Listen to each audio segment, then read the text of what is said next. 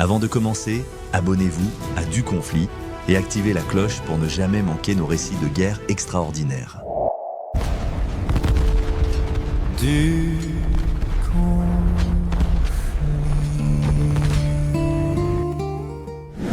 Marie Curie et les petites Curie, la femme qui sauva des milliers de vies sur le front. Décembre 1914. Je me trouve à Furnes, à la frontière franco-belge, à quelques kilomètres seulement du front. Le bruit des canons résonne au loin. Devant moi s'étend un hôpital militaire rempli de soldats blessés. Je suis Marie Curie, double lauréate du prix Nobel. Et aujourd'hui je ne suis pas venu faire de la recherche. Je suis venu sauver des vies. Dans ma voiture se trouve un équipement que personne n'a jamais vu sur un champ de bataille. Un appareil à rayon X complet, alimenté par le moteur du véhicule. Les médecins militaires me regardent avec scepticisme. Une femme, une civile, qui ose s'aventurer si près de la zone de combat. Mais dans quelques heures, leur regard changera complètement. Le premier soldat qu'on m'amène a été touché par un éclat d'obus. Sa jambe est terriblement enflée. Les chirurgiens ne savent pas exactement où se trouve le projectile.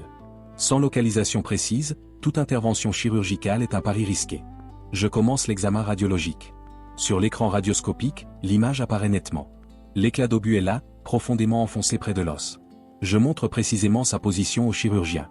30 minutes plus tard, le soldat est opéré avec succès. Le projectile est extrait sans endommager davantage les tissus. Cette vie vient d'être sauvée. Et ce n'est que le début. L'histoire que je vous raconte aujourd'hui n'est pas celle d'une bataille comme les autres. C'est l'histoire d'une scientifique qui a transformé la médecine de guerre. C'est l'histoire des petites Curie. Les ambulances radiologiques qui ont sauvé 1 million de soldats pendant la Première Guerre mondiale. Lorsque la guerre éclate en août 1914, je suis à l'apogée de ma carrière scientifique. J'ai reçu le prix Nobel de physique en 1903 avec mon mari Pierre et Henri Becquerel pour nos travaux sur la radioactivité. En 1911, j'ai obtenu un second prix Nobel, cette fois en chimie, pour la découverte du radium et du polonium. Je suis la première personne au monde à recevoir 2 prix Nobel. Je dirige l'Institut du Radium à Paris. Je suis professeur à la Sorbonne. Ma vie est consacrée à la recherche fondamentale. Mais quand les premiers blessés commencent à affluer des champs de bataille, je comprends immédiatement que mes recherches doivent attendre. Il y a quelque chose de plus urgent à faire. Quelque chose que je suis la seule à pouvoir accomplir de cette manière. Dès les premiers jours du conflit, je constate une réalité alarmante. Les hôpitaux militaires français ne possèdent presque aucun équipement radiologique. En 1914, la France entière ne compte que 21 postes de radiologie pour soigner les civils. Pour l'armée, le chiffre est encore plus dérisoire. Il n'existe qu'un seul médecin militaire spécialisé en radiologie dans toute l'armée française. Un seul. Face aux centaines de milliers de blessés qui vont affluer. Pourtant, les rayons X découverts en 1895 par Wilhelm Röntgen représentent un outil médical révolutionnaire. Ils permettent de voir à l'intérieur du corps humain sans l'ouvrir. Ils peuvent localiser avec précision les balles, les éclats d'obus, les fractures. Ils peuvent faire la différence entre une amputation et une guérison. Entre la vie et la mort. Le problème est simple mais dramatique. Les blessés arrivent du front dans un état critique. Ils sont couverts de boue, de sang. Leurs blessures sont terribles. Les nouvelles armes de cette guerre industrielle, les mitrailleuses, les obus explosifs, les shrapnels, mutilent les corps d'une manière que la médecine n'a jamais connue. Les chirurgiens doivent opérer rapidement. Mais sans savoir exactement où se trouvent les projectiles, ils opèrent à l'aveugle. Ils sondent les plaies avec des instruments métalliques. Ils déplacent un aimant sur le corps du blessé jusqu'à ce qu'il hurle de douleur. C'est primitif. C'est inefficace. Et c'est mortel. Ma décision est immédiate. Je vais apporter la radiologie là où elle est nécessaire. Sur le front. Au plus près des blessés. C'est une idée révolutionnaire qui va à l'encontre de toute la logique militaire de l'époque. Le plan du service de santé prévoit d'évacuer les blessés vers des hôpitaux à l'arrière, loin du front. Mais ces déplacements tuent. Chaque heure qui passe sans localiser les projectiles aggrave l'infection. Chaque kilomètre parcouru dans une ambulance sur des routes défoncées augmente les souffrances. Non, il ne faut pas déplacer les blessés. Il faut déplacer les appareils. En août 1914, 10 jours seulement après le début des hostilités, j'obtiens une attestation du ministère de la Guerre pour créer une équipe de manipulateurs en radiologie. Je deviens directrice du service de radiologie de la Croix-Rouge. Mon combat commence. Mais je ne me fais aucune illusion. Les obstacles seront nombreux. D'abord, il faut trouver les appareils. Je fais le recensement de tous les équipements radiologiques disponibles en France. Je sollicite les laboratoires, les constructeurs, les hôpitaux civils. Je récupère tout ce qui peut être utilisé. Ensuite, il faut de l'argent. Beaucoup d'argent. Chaque appareil coûte une fortune. Je sollicite l'Union des femmes de France. Le patronage national des blessés, présidé par l'historien Ernest Lavis. Je fais appel à des bienfaiteurs privés. Je donne une partie importante de mes propres économies, y compris l'argent de mon second prix Nobel. Plus de 200 véhicules sont donnés ou prêtés. Des constructeurs comme Peugeot et Renault acceptent de participer. Mais avoir des voitures et des appareils ne suffit pas. Il faut transformer ces véhicules en véritables laboratoires mobiles. Chaque petite curie doit contenir un équipement complet. Un appareil à rayon X de type Röntgen. Une dynamo de 110 volts et 15 ampères, alimentée directement par le moteur de la voiture. Le matériel photographique nécessaire pour développer les clichés. Des rideaux noirs pour obscurcir les salles. Des écrans radioscopiques. Des gants de protection en plomb. Des plaques photographiques. Des bains de développement. Tout doit tenir dans un seul véhicule. Et tout doit pouvoir être démonté et remonté rapidement, parfois sous le feu ennemi. Je travaille avec Antoine Béclair, le directeur du service radiologique des armées. C'est lui qui m'apprend les rudiments de l'examen radiologique. J'apprends vite. Très vite. Ma formation scientifique me donne un avantage énorme. Je comprends parfaitement la physique des rayons X. Je sais comment optimiser les réglages. Comment ajuster les temps d'exposition. Comment obtenir les images les plus nettes possibles. Le 5 décembre 1914, je monte dans ma première voiture radiologique. Destination, Furnes, en Belgique. C'est le dernier refuge de l'armée belge, coincé entre la mer du Nord et les lignes allemandes. Le roi Albert Ier de Belgique a installé son quartier général dans cette petite ville à la frontière franco-belge. Les blessés affluent. Les hôpitaux débordent. Le docteur André Baillet, professeur de gynécologie à l'université de Gand, dirige le service médical. Il avait travaillé avec moi avant la guerre sur l'utilisation du radium pour traiter les cancers féminins. Quand il a appelé à l'aide, je n'ai pas hésité une seconde. J'arrive à Furnes avec ma fille Irène. Elle n'a que 17 ans. Elle vient d'obtenir son diplôme d'infirmière. Elle m'accompagne dans cette première mission. Ensemble, nous installons l'équipement dans l'hôpital militaire. Nous descendons les caisses lourdes de la voiture. Nous portons les appareils dans les salles. Le chauffeur prépare la dynamo et établit la connexion avec un long câble de 25 mètres. Irène et moi posons les rideaux noirs aux fenêtres. Nous assemblons les pièces démontables de la table d'examen. Nous installons l'ampoule à rayon X. Nous établissons toutes les connexions électriques. Le chauffeur donne le signal. La dynamo se met en marche. Nous envoyons un courant d'essai dans l'ampoule. Elle fonctionne. Nous sommes prêtes. Les premiers soldats blessés arrivent. Ce que je vois me bouleverse profondément. Des hommes jeunes, certains presque des enfants, horriblement mutilés. Des membres arrachés. Des visages défigurés. Des corps criblés d'éclats de métal. Malgré leur souffrance terrible, presque chacun d'eux fait son possible pour nous faciliter l'examen radiologique. Ils se déplacent avec difficulté. Ils retiennent leurs cris. Jamais je n'oublierai cette terrible sensation que j'éprouve face à une telle détérioration de la vie et de la santé humaine. Pour haïr l'idée même de la guerre, il devrait suffire de voir une fois ce que je vois si souvent pendant ces années. Pendant une semaine, nous réalisons environ 30 examens radiologiques. Les chirurgiens sont stupéfaits. Ils peuvent maintenant voir exactement où se trouvent les projectiles. Ils peuvent planifier leurs interventions avec précision. Ils sauvent des membres qu'ils auraient autrement amputés. Ils extraient des éclats d'obus qui auraient causé des infections mortelles. Le roi et la reine de Belgique viennent me voir. Ils m'expriment tous les deux leur désir de me voir continuer mes efforts. Je leur promets que je reviendrai. Et je tiens ma promesse. Mais je comprends rapidement qu'une seule voiture ne suffira jamais. Les blessés se comptent par centaines de milliers. Les batailles font rage sur un front de 700 km. De la mer du Nord à la Suisse. Il faut multiplier les unités radiologiques. Il faut créer une véritable flotte d'ambulances équipées. Je retourne à Paris. Je me lance dans une course contre la montre. Je sollicite plus de dons. Je convainc plus de constructeurs. Je forme du personnel. C'est là que je me heurte à un autre problème majeur. Il n'y a presque personne en France qui sait manipuler un appareil à rayon X. Les rares radiologues compétents ont été mobilisés.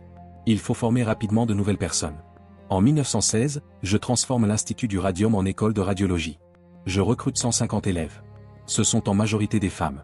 Des jeunes filles de bonne famille. Des infirmières. Des femmes de chambre. Certaines n'ont aucune formation scientifique. Mais elles sont motivées. Elles veulent aider. Je leur enseigne les bases de mathématiques élémentaires nécessaires. Les principes de physique qui régissent les rayons X. L'anatomie humaine pour comprendre ce qu'elles voient sur les clichés. La manipulation des appareils. Le développement des plaques photographiques. La protection contre les radiations. Les cours sont intensifs. Théoriques et pratiques. Nous travaillons jour et nuit. En 2 ans, je forme ces 150 manipulatrices qui seront ensuite envoyées dans les zones de combat. Irène, ma fille aînée, devient ma seconde. Mon amie. Ma confidente. Elle révèle un talent extraordinaire pour la radiologie. Je lui fais immédiatement confiance. Très rapidement, elle est envoyée seule en zone militaire pour implanter des équipements et former les médecins locaux. À Amiens. À Hochstade. À Popringue. Elle n'a pas encore 18 ans, mais elle travaille avec l'assurance d'une professionnelle expérimentée. Entre-temps, les petites curies se multiplient. Au total, 18 ambulances radiologiques sont équipées sous ma direction. Plus de 100 autres véhicules radiologiques sont créés par d'autres services. J'installe également 250 postes fixes de radiologie dans les hôpitaux proches du front. Chaque installation nécessite mon intervention directe. Je dois vérifier que tout fonctionne. Former le personnel sur place. M'assurer que les appareils sont correctement utilisés. Je réalise moi-même plus de 40 déplacements en zone désarmée pendant la guerre.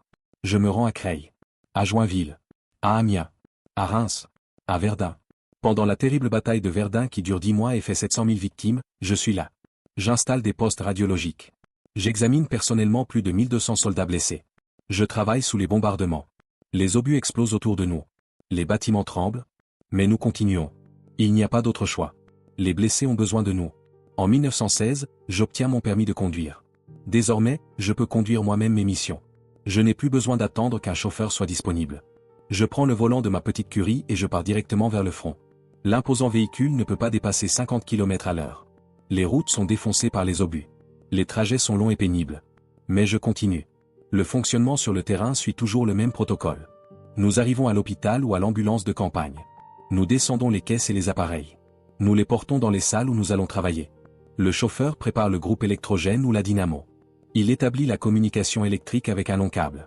J'installe les appareils dans la salle avec l'aide des infirmiers. Nous posons les rideaux noirs aux fenêtres pour créer l'obscurité nécessaire. J'assemble les pièces démontables de la table d'examen et du pied porte-ampoule. J'installe l'ampoule à rayon X et la soupape. J'établis toutes les connexions. Nous remplissons la turbine de gaz d'éclairage pris au tuyau ou apporté dans une poche de 25 litres. Le chauffeur donne le signal. La dynamo fonctionne. J'envoie un courant d'essai dans l'ampoule. Si elle donne satisfaction, nous commençons. Sinon, je procède rapidement à un réglage délicat où je prends une ampoule de secours. Je prépare l'écran radioscopique. Je dispose à portée de main tous les petits accessoires nécessaires. Papier, crayon, gants et lunettes de protection. Fil à plomb.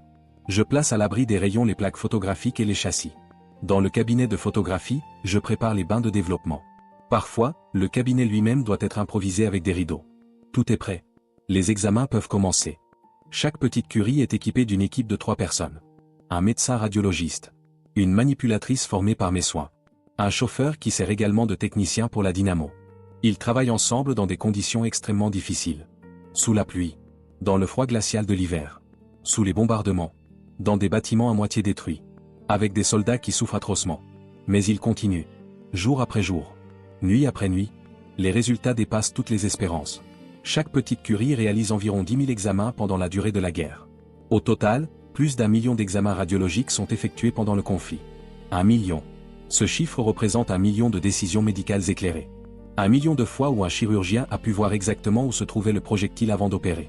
1 million de fois où une vie a pu être sauvée grâce à un diagnostic précis. On estime que mon travail personnel a directement sauvé environ 1000 vies. 1000 soldats qui seraient morts sans les examens radiologiques que j'ai réalisés de mes propres mains. Mais le nombre réel est bien plus élevé. Chaque manipulatrice que j'ai formée a sauvé des centaines de vies. Chaque poste radiologique que j'ai installé a sauvé des milliers de vies. L'impact global est incommensurable. La radiologie transforme complètement la chirurgie de guerre. Avant, les médecins opéraient à l'aveugle. Ils sondaient les plaies avec des instruments. Ils amputaient par précaution. Le taux de mortalité par infection était terrible. Maintenant, ils peuvent localiser précisément les projectiles. Ils peuvent planifier leurs interventions. Ils peuvent sauver des membres. Ils peuvent éviter les complications. La gangrène, qui était l'ennemi mortel de tous les blessés, recule. Les amputations deviennent moins fréquentes. Les taux de survie augmentent dramatiquement. Mais mon engagement n'est pas sans conséquences personnelles. L'exposition répétée aux rayons X, jour après jour pendant 4 ans, affecte ma santé. Nous ne comprenons pas encore complètement les dangers des radiations. Les gants de protection que nous utilisons sont rudimentaires. Les temps d'exposition sont parfois longs. Je manipule les plaques à main nue. Je développe des brûlures aux mains. Mes doigts deviennent douloureux. Ma vue se détériore. Je souffre de fatigue chronique. Mais je ne m'arrête pas. Il y a trop de vie en jeu. L'accueil de mon travail par l'establishment militaire est complexe. Au début, beaucoup de médecins militaires sont réticents. Une femme, une civile, qui vient leur expliquer comment soigner les blessés. C'est inacceptable pour certains. Le directeur du service de santé militaire me réprimande à plusieurs reprises. Il trouve inconvenant qu'une femme circule ainsi dans les zones de combat. Il veut me confiner à un rôle administratif à Paris. Je lui tiens tête. Je lui écris des lettres fermes. J'assume pleinement ma mission. Je refuse de rester dans mon laboratoire pendant que des hommes meurent faute de soins adéquats. Progressivement, les résultats parlent d'eux-mêmes. Les chirurgiens qui ont travaillé avec mes équipes ne peuvent plus se passer de la radiologie. Ils voient concrètement les vies sauvées. Ils demandent spécifiquement la présence des petites Curies. Le scepticisme initial se transforme en respect, puis en admiration. Les soldats eux-mêmes surnomment affectueusement mes ambulances les petites Curies. Ce nom restera dans l'histoire. Un exemple particulièrement frappant se produit pendant la bataille de la Marne en septembre 1914. C'est l'une des premières grandes batailles de la guerre. Les pertes sont terrifiantes. Les hôpitaux de campagne sont submergés. J'arrive avec ma voiture radiologique. En quelques jours, j'examine des dizaines de blessés graves. Les chirurgiens peuvent opérer avec précision. Des hommes qui auraient été amputés conservent leurs membres. Des hommes qui seraient morts d'infection survivent. Le succès est tel que le service de santé demande immédiatement plus d'unités radiologiques. À Verdun, la situation est encore plus dramatique. La bataille dure 10 mois. De février à décembre 1916. C'est l'une des batailles les plus meurtrières de l'histoire humaine. 700 000 victimes. 300 000 morts. Les blessés arrivent par vagues continues. Les hôpitaux sont saturés. Les conditions sont épouvantables. J'installe plusieurs postes radiologiques dans la région. Je travaille moi-même pendant des semaines. Les examens se succèdent sans interruption. Jour et nuit. Les bombardements ne s'arrêtent jamais. Les obus tombent autour de nous. Mais nous continuons. Entre juin 1915 et janvier 1919, plus de 75 000 examens radiologiques sont réalisés dans la seule région de Verdun sous la direction du patronage national des blessés. Ma fille Irène se révèle être une collaboratrice exceptionnelle. Elle a hérité de mon intelligence scientifique et de ma détermination. En 1915, elle effectue 11 déplacements en Belgique à bord des petites curies. Elle travaille souvent seule, sans ma supervision directe. Elle installe des équipements. Elle forme des médecins. Elle réalise des examens. Elle n'a pas encore 20 ans, mais elle fait preuve d'une maturité et d'une compétence remarquables.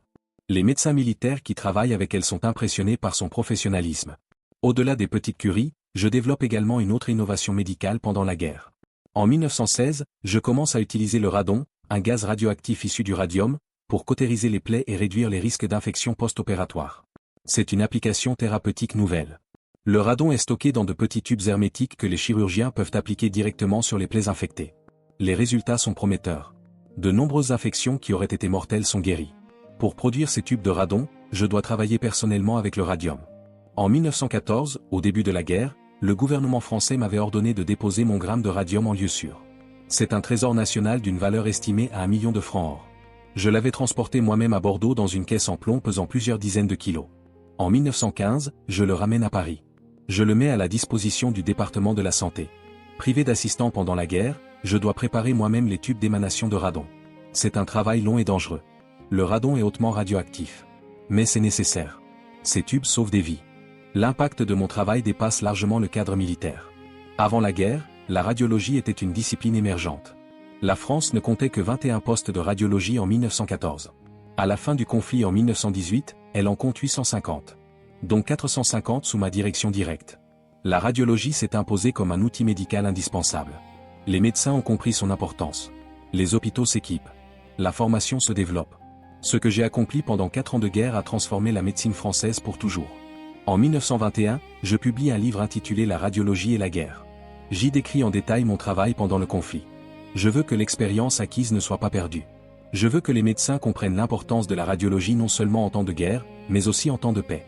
Dans l'introduction, j'écris « Depuis la découverte des rayons X en 1895, les méthodes de radiologie progressivement élaborées par les médecins ont été appliquées avec succès sous forme de radiodiagnostic et de radiothérapie. Il était à prévoir que la radiologie serait d'un secours puissant pour l'examen des blessés de guerre. Néanmoins, on peut affirmer que les services qu'elle a pu rendre à ce point de vue ont dépassé toutes les prévisions. Mon engagement pendant la guerre est motivé par plusieurs raisons profondes. D'abord, il y a l'humanité.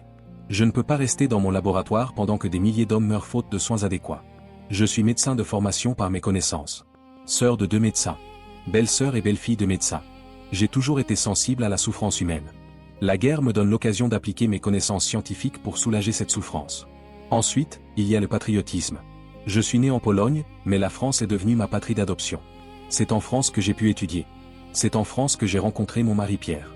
C'est en France que j'ai fait mes découvertes scientifiques. C'est la France qui m'a accueilli quand mon pays natal était occupé.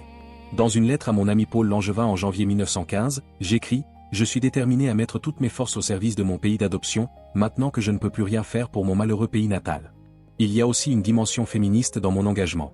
En 1914, les femmes n'ont pas le droit de vote en France. Elles sont exclues de nombreuses professions. Leur place est censée être à la maison. En allant sur le front, en conduisant moi-même mes missions, en formant des centaines de femmes à un métier technique, je démontre que les femmes sont capables de bien plus que ce que la société leur permet. Je prouve que les compétences n'ont pas de genre. Que l'intelligence et le courage ne sont pas l'apanage des hommes. Pourtant, malgré tous ces services exceptionnels rendus à la nation française pendant la Grande Guerre, je ne reçois aucune reconnaissance officielle. Aucune décoration. Pas de légion d'honneur à titre militaire. Pas de croix de guerre. Rien. Sauf la médaille de l'Union des femmes de France. Ma fille écrira plus tard dans ma biographie, beaucoup de dames reçurent des décorations, des rosettes. Ma mère Nuria. Après quelques semaines, le rôle joué par elle dans le grand drame s'effaça de toutes les mémoires. Cette absence de reconnaissance officielle est blessante. Mais elle ne change rien à la réalité de ce que j'ai accompli. Les statistiques parlent d'elles-mêmes. 18 petites curies créées sous ma direction. 250 postes fixes de radiologie installés. 150 manipulatrices formées. Plus d'1 million d'examens radiologiques réalisés pendant la guerre. Des milliers de vies sauvées. La médecine française transformée à jamais. Au-delà des chiffres, il y a les visages. Les visages de tous ces soldats que j'ai examinés. Des jeunes hommes. Des pères de famille. Des fils. Des frères. Chacun avec son histoire. Chacun avec sa souffrance. Je me souviens de leurs regards quand je leur montrais les radiographies. Quand je leur expliquais que le chirurgien allait pouvoir extraire le projectile. Que leurs membres pouvaient être sauvés. La lueur d'espoir dans leurs yeux. Le soulagement. La gratitude. Ces moments-là donnent un sens à tout ce que j'ai fait. Je me souviens aussi des soldats qui n'ont pas survécu. Ceux qui sont arrivés trop tard. Ceux dont les blessures étaient trop graves. Ceux que même la radiologie ne pouvait pas sauver. Chaque mort est un échec qui me hante. Je me demande toujours, aurais-je pu faire plus? Aurais-je pu arriver plus vite? Aurais-je pu former plus de personnel? Ces questions resteront sans réponse. La guerre se termine le 11 novembre 1918. L'armistice est signé. Les canons se taisent enfin. Après 4 ans et demi de carnage. Après 10 millions de morts. Après 20 millions de blessés. L'Europe est dévastée. Une génération entière a été décimée. Mais au moins, c'est fini. Je retourne à mon laboratoire. Je reprends mes recherches sur le radium et la radioactivité. Mais je ne suis plus la même personne. Ce que j'ai vu pendant ces 4 années m'a profondément changé. J'ai vu l'humanité dans ce qu'elle a de pire et de meilleur. La guerre avec sa barbarie. Les soldats avec leur courage. Les médecins avec leur dévouement. Les manipulatrices avec leur abnégation. Ma santé se détériore progressivement après la guerre. Les années d'exposition aux rayons X sans protection adéquate ont causé des dommages irréversibles. Mes mains portent des cicatrices de brûlures radiologiques. Ma vue baisse constamment. Je développe une double cataracte qui nécessitera plusieurs opérations. Je souffre d'anémie chronique. Mon système immunitaire est affaibli. Mais je continue à travailler. Il me reste encore tant à découvrir. En 1921, je voyage aux États-Unis pour une tournée triomphale. Le journaliste américain William Brown Meloney avait lancé une campagne de financement pour m'offrir 1 gramme de radium destiné à mes recherches. Le radium coûte une fortune. 100 000 $. Une somme que je ne pourrais jamais réunir seul. Les femmes américaines ont contribué. Dollar par dollar. Le président Warren G. Harding me remet personnellement le radium lors d'une cérémonie à la Maison-Blanche. Je suis accueilli comme une héroïne. On me décore. On m'applaudit. On me célèbre. Mais personne ne parle de mon travail pendant la guerre. On célèbre mes prix Nobel. On admire mes découvertes scientifiques. Mais les petites curies sont oubliées. Les milliers de vies sauvées sur le front sont ignorées. Cela me blesse profondément. Pas pour moi, mais pour toutes ces manipulatrices qui ont travaillé avec moi. Pour tous ces médecins qui ont utilisé la radiologie au front. Pour tous ces soldats qui ont survécu grâce à nos examens. Leur histoire mérite d'être racontée. En 1922, je deviens membre de l'Académie nationale de médecine de France. C'est une reconnaissance de mon travail médical pendant la guerre. C'est la première fois qu'une femme est admise dans cette institution prestigieuse. Je suis fier de cet honneur. Il valide mes efforts. Il prouve que les compétences comptent plus que le genre. Ma fille Irène continue son travail en radiologie après la guerre. Elle rejoint l'Institut du Radium. Elle travaille avec moi. Elle poursuit mes recherches. En 1926, elle épouse Frédéric Joliot, un de mes étudiants. Ensemble, ils feront des découvertes majeures en physique nucléaire. Ils recevront le prix Nobel de chimie en 1935 pour la découverte de la radioactivité artificielle. Irène suit mes traces. Elle prouve que le talent scientifique peut se transmettre de mère en fille. L'héritage des petites curies dépasse largement le cadre de la Première Guerre mondiale. L'utilisation de la radiologie mobile que j'ai développée pendant le conflit devient un standard en médecine militaire. Pendant la Seconde Guerre mondiale, toutes les armées utilisent des unités radiologiques mobiles. Le principe que j'avais établi, ne pas déplacer les blessés mais déplacer les appareils, est maintenant universellement accepté. Dans le domaine civil, la radiologie connaît un développement fulgurant après la guerre. Les hôpitaux s'équipent massivement. Les médecins se spécialisent. Les formations se multiplient. Ce que j'ai contribué à démontrer pendant la guerre, que la radiologie est un outil médical indispensable, devient une évidence pour tous. En France, le nombre de postes radiologiques passe de 21 en 1914 à plusieurs milliers dans les années 1930. La formation que j'ai mise en place pour les manipulatrices radiologiques devient également un modèle. Avant la guerre, cette profession n'existait pratiquement pas. Après la guerre, elle devient une spécialité reconnue. Des écoles sont créées. Des diplômes sont institués. Des milliers de femmes trouvent un métier qualifié et valorisant. J'ai ouvert une voie professionnelle pour des générations de femmes. Ma santé continue de se dégrader tout au long des années 1920 et 1930. Les effets de l'exposition prolongée aux radiations deviennent de plus en plus évidents. Je souffre de crises d'anémie. Mes globules blancs diminuent dangereusement. Je contracte facilement des infections. Mes médecins me recommandent du repos. Mais je ne peux pas m'arrêter. Mon laboratoire est ma vie. Mes recherches sont ma raison d'être. En mai 1934, je tombe gravement malade. Une fièvre persistante m'affaiblit. Je ne peux plus travailler. On m'emmène dans un sanatorium en Haute-Savoie. Les médecins diagnostiquent une anémie aplasique d'évolution rapide. Mon corps ne produit plus suffisamment de cellules sanguines. C'est une conséquence directe de l'exposition aux radiations. Pendant des décennies. Pendant mes recherches. Pendant la guerre. Le 4 juillet 1934, je m'éteins. J'ai 66 ans. Ma fille Ève est à mon chevet. Irène arrive trop tard. Mon dernier souhait est d'être enterré aux côtés de mon mari Pierre dans un cercueil en plomb pour protéger ceux qui m'entourent de la radioactivité résiduelle de mon corps. Même dans la mort, je reste marqué par le radium qui a été ma découverte et mon poison. Les journaux du monde entier annoncent ma mort. Les hommages affluent. On célèbre mes prix Nobel. On admire mes découvertes. On reconnaît mon génie scientifique. Mais encore une fois, peu de personnes mentionnent mon travail pendant la guerre. Les petites Curie restent dans l'ombre. Ce n'est que progressivement, au fil des décennies, que l'importance de mon engagement pendant la Première Guerre mondiale sera pleinement reconnue. Les historiens de la médecine commencent à étudier le développement de la radiologie militaire. Ils découvrent mon rôle central. Ils réalisent que sans mon intervention, la médecine de guerre serait restée primitive. Des milliers de soldats supplémentaires seraient morts. En 1995, mes cendres et celles de mon mari Pierre sont transférées au Panthéon à Paris. C'est la plus haute reconnaissance que la République française peut accorder. Je deviens la première femme honorée au Panthéon pour ses propres mérites. Lors de la cérémonie, le président François Mitterrand prononce un discours émouvant. Il évoque mes découvertes scientifiques. Mais il mentionne également mon travail pendant la guerre. Enfin, après 80 ans, les petites Curie reçoivent la reconnaissance qu'elles méritent. Aujourd'hui, quand on évoque mon nom, on pense immédiatement au prix Nobel, au radium, au polonium, à la radioactivité. Mais combien de personnes savent que j'ai sauvé des milliers de vies pendant la Première Guerre mondiale? Combien connaissent l'existence des petites Curie? Combien réalisent que j'ai transformé la médecine militaire pour toujours? Mon histoire pendant la guerre est celle d'une femme qui a refusé de rester passive face à la souffrance. Qui a mis son génie scientifique au service de l'humanité. Qui a travaillé sans relâche pendant 4 ans pour sauver des vies. Qui a formé des centaines de femmes à un métier technique.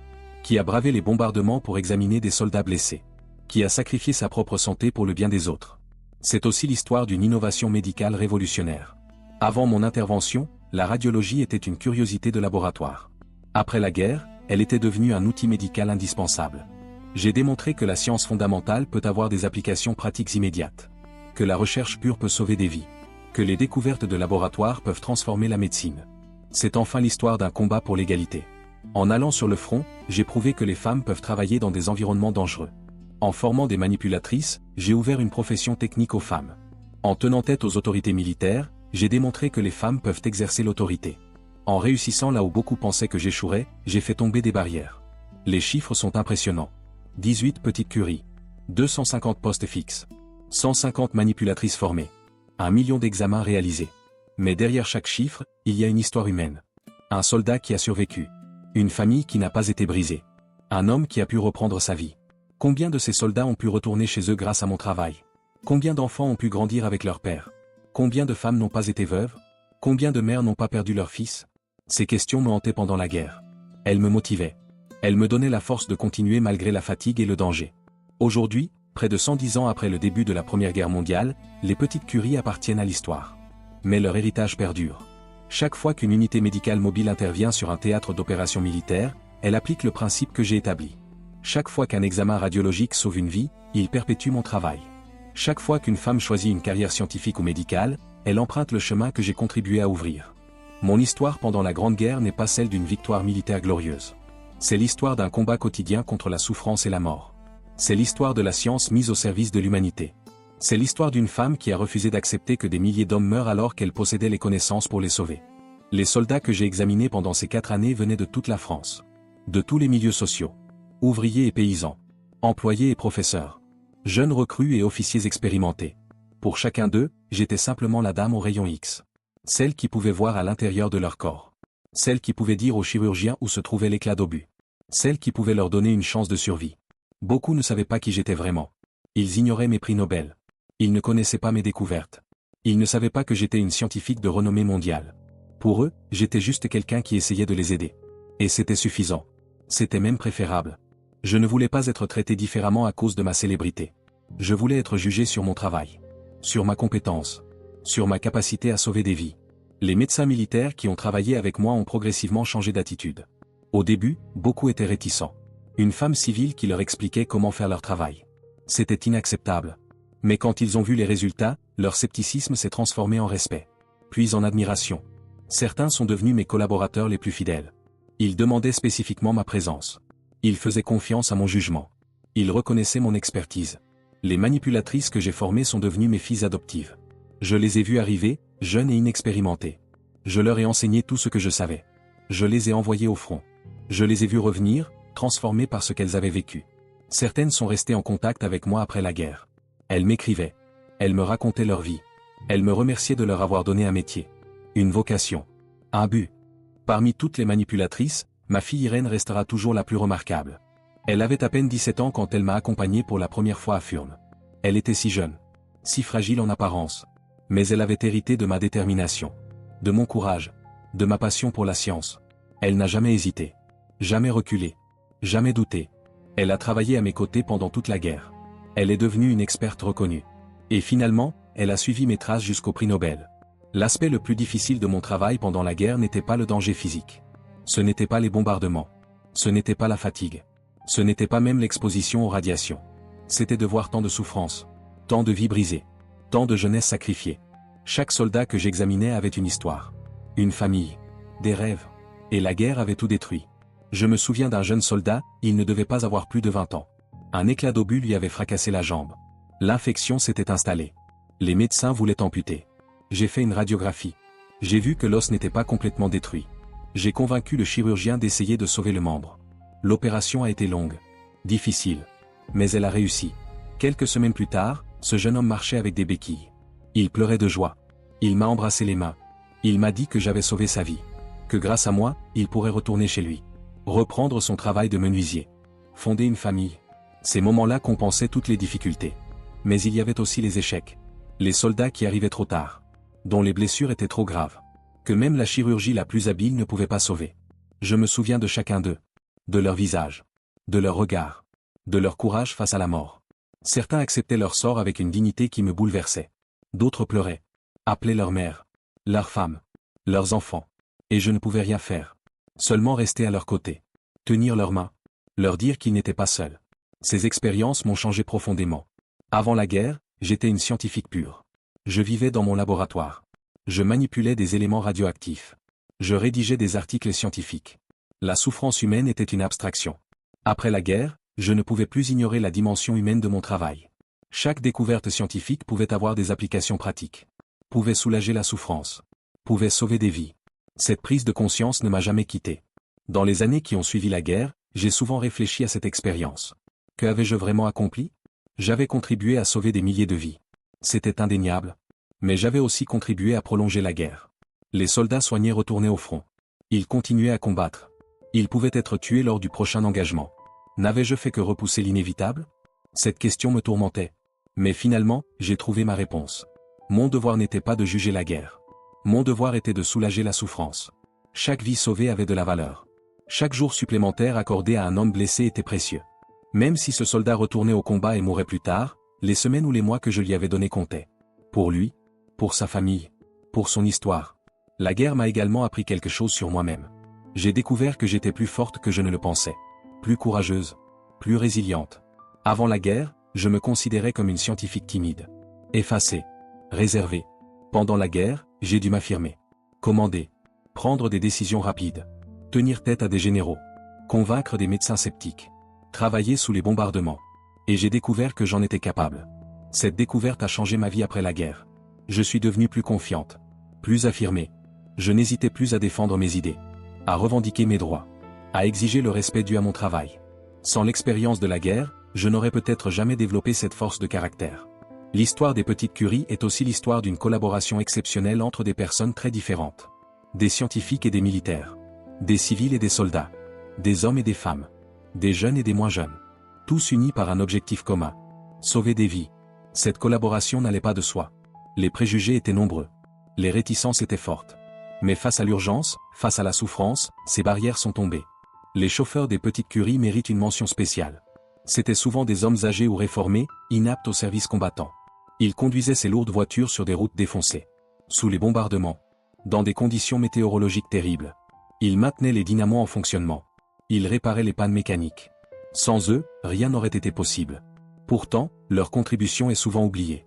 Ils étaient l'équipe invisible qui rendait tout le reste possible. Les infirmières militaires qui assistaient aux examens radiologiques jouaient également un rôle crucial. Elles préparaient les blessés. Elles les rassuraient. Elles les aidaient à se positionner correctement pour l'examen. Elles développaient les clichés photographiques. Leur travail était essentiel. Mais comme souvent pour le travail des femmes, il était considéré comme secondaire. Comme si les résultats apparaissaient par magie, sans leur contribution quotidienne. Un aspect souvent négligé de mon travail pendant la guerre concerne les innovations techniques que j'ai dû développer. Les appareils radiologiques de l'époque n'étaient pas conçus pour être mobiles. Ils étaient lourds, fragiles, difficiles à démonter et à remonter. J'ai dû concevoir des adaptations. Des systèmes de fixation plus robustes. Des protections contre les chocs pendant le transport. Des méthodes de calibrage rapide après l'installation. Ces innovations techniques sont restées dans l'ombre. Mais elles étaient essentielles au succès des petites curies. J'ai également dû adapter les procédures d'examen aux conditions du front. En laboratoire, on peut prendre tout le temps nécessaire. On peut ajuster précisément les paramètres. On peut refaire l'examen si l'image n'est pas satisfaisante. Au front, le temps est compté. Les blessés affluent. Il faut examiner rapidement. Obtenir une image exploitable du premier coup. J'ai développé des protocoles simplifiés. Des réglages standards pour les situations les plus courantes. Des méthodes de diagnostic rapide. Ces innovations ont considérablement augmenté l'efficacité des examens. La conservation et le développement des plaques photographiques posaient également des problèmes spécifiques. Les produits chimiques nécessaires sont sensibles à la température. Ils se dégradent rapidement dans la chaleur. En hiver, ils peuvent geler. J'ai dû trouver des solutions pratiques. Des méthodes de stockage appropriées. Des techniques de développement adaptées aux conditions de campagne. Chaque détail comptait. Chaque amélioration sauvait du temps. Et le temps sauvait des vies. Un autre défi technique concernait l'alimentation électrique. Les hôpitaux de campagne n'avaient souvent pas d'électricité stable. Les dynamos actionnés par les moteurs des voitures fournissaient un courant variable. Il fallait réguler cette alimentation. Stabiliser le voltage. Éviter les fluctuations qui pourraient endommager les ampoules à rayons X. J'ai travaillé avec des ingénieurs pour développer des systèmes de régulation appropriés. Ces innovations techniques ont permis d'obtenir des images de qualité même dans les conditions les plus difficiles. La protection contre les radiations était également un défi majeur. En 1914, nous ne comprenions pas encore pleinement les dangers de l'exposition prolongée. Nous savions que les radiations pouvaient causer des brûlures. Mais nous ignorions leurs effets à long terme. Les gants que nous utilisions étaient rudimentaires. Ils contenaient du plomb, mais en quantité insuffisante. Les écrans de protection étaient incomplets. Avec le recul, je réalise que nous avons pris des risques considérables. Mais à l'époque, nous n'avions pas le choix. Les vies en jeu justifiaient ces risques. Ma propre santé a payé le prix de ces expositions répétées. Mais je ne regrette rien. Si c'était à refaire, je ferais exactement les mêmes choix. Les milliers de vies sauvées valent largement le sacrifice de ma propre santé. C'est un calcul froid, rationnel. Mais c'est ainsi que je voyais les choses. Une vie pour des milliers. Comment pourrais-je hésiter? L'impact psychologique de mon travail pendant la guerre est difficile à décrire. Voir autant de souffrances jour après jour. Examiner des blessures atroces. Sentir l'odeur de la chair gangrenée. Entendre les cris de douleur. Tout cela laisse des traces. Des cicatrices invisibles mais réelles. Après la guerre, j'ai fait des cauchemars pendant des années. Je revoyais les visages des soldats morts. J'entendais les explosions des obus. Je me réveillais en sueur, le cœur battant. Mais je n'ai jamais parlé de ces difficultés. C'était la guerre. Tout le monde souffrait. Mes problèmes personnels étaient insignifiants comparés à ce que les soldats enduraient. Je devais rester forte. Continuer à travailler. Ne pas montrer de faiblesse. C'était ma responsabilité. Mon devoir. Aujourd'hui, on parlerait probablement de stress post-traumatique. On reconnaîtrait que même les civils travaillant au front peuvent être affectés psychologiquement. On offrirait un soutien. Une aide. Mais en 1918, ces concepts n'existaient pas. On serrait les dents. On continuait. On ne se plaignait pas. Ma fille Irène a également été marquée par ces expériences. Elle avait à peine 20 ans quand la guerre s'est terminée. Elle avait passé ses années de formation, l'âge où l'on devrait être insouciant, à examiner des soldats mutilés. À travailler sous les bombardements. À voir la mort de près. Cela l'a transformée. Elle est devenue plus sérieuse. Plus mature. Plus déterminée. Mais elle a aussi perdu une partie de sa jeunesse. Une partie de son innocence. L'héritage des petites curies dépasse largement mes propres réalisations. C'est l'histoire de toutes ces femmes qui ont travaillé avec moi. Les 150 manipulatrices que j'ai formées. Les infirmières qui ont assisté aux examens. Les conductrices des ambulances. Les secrétaires qui ont géré l'administration. Toutes ces femmes ont contribué au succès de cette entreprise. Toutes méritent d'être reconnues et célébrées. C'est aussi l'histoire d'une transformation sociale. Avant la guerre, les femmes étaient largement exclues du monde médical et scientifique. Après la guerre, leur contribution était indéniable. Elles avaient prouvé leurs compétences, leur courage, leur dévouement. Cette preuve a ouvert des portes. Pas toutes les portes. Pas immédiatement. Mais progressivement. Les barrières ont commencé à tomber. En fin de compte, l'histoire des petites Curie est l'histoire d'une victoire de la science sur la barbarie. D'une victoire de l'intelligence sur la violence. D'une victoire de l'humanité sur la destruction. C'est l'histoire d'une femme qui a refusé d'accepter que la guerre soit uniquement une affaire d'hommes. Qui a refusé de croire que la science ne pouvait pas faire la différence. Qui a refusé de rester passive face à la souffrance. Les petites Curie ont roulé pendant 4 ans sur les routes de France et de Belgique. Elles ont apporté l'espoir là où régnait le désespoir. Elles ont apporté la lumière des rayons X, là où régnaient les ténèbres de l'ignorance médicale. Elles ont sauvé 1 million de vies. Peut-être plus. Qui peut vraiment compter toutes les vies sauvées directement et indirectement par cette innovation? Aujourd'hui, quand vous voyez une ambulance équipée d'un scanner mobile. Quand vous entendez parler d'une équipe médicale déployée sur une zone de catastrophe. Quand vous lisez qu'un soldat blessé a été soigné sur place plutôt que d'être évacué. Pensez aux petites Curie. Pensez à ces femmes qui ont travaillé sous les bombes pour sauver des vies. Pensez à cette révolution médicale qui a commencé il y a plus d'1 siècle sur les champs de bataille de la Grande Guerre. Mon histoire est celle d'une scientifique qui est devenue une sauveuse. D'une chercheuse qui est devenue une combattante. Pas avec des armes. Mais avec la science. Avec l'intelligence. Avec la détermination. Et avec un amour profond pour l'humanité. Les Black Panthers du 761 Saint-Tank Bataillon ont combattu l'idéologie raciale nazie avec leur char Sherman. Moi, j'ai combattu la mort et la souffrance avec mes petites Curie. Nous avons utilisé des moyens différents.